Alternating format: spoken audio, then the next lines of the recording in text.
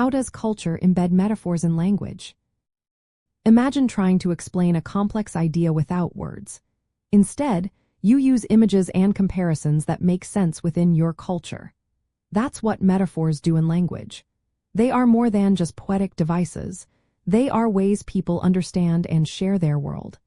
In the study of linguistic anthropology, especially within ethnosemantics, metaphors reveal how cultures shape thought and communication.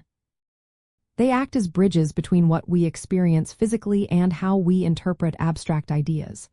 For example, many cultures think of emotions as physical states.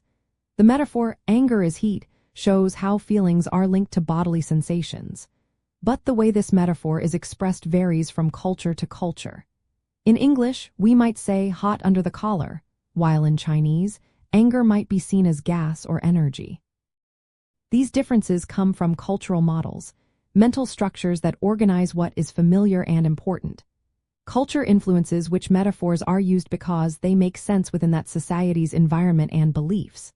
Cultures choose source domains, like farming, cooking, or machinery, that reflected their daily lives.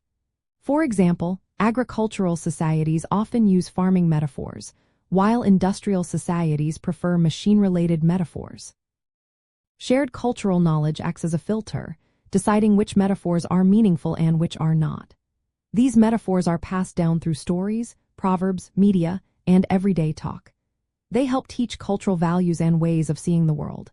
As cultures change, so do their metaphors. New social realities bring new ways of understanding and describing experiences. Ethnosemantics studies these patterns by analyzing how different groups use metaphors in speech and writing. It shows how language reflects cultural priorities and perceptions. When we compare metaphors across languages, we see how different societies interpret feelings, actions, and concepts. This explains why translating metaphors often misses their full meaning, because the cultural context is missing. In essence, culture embeds metaphors in language by providing shared mental frameworks. These frameworks make certain comparisons meaningful and guide how people think and communicate.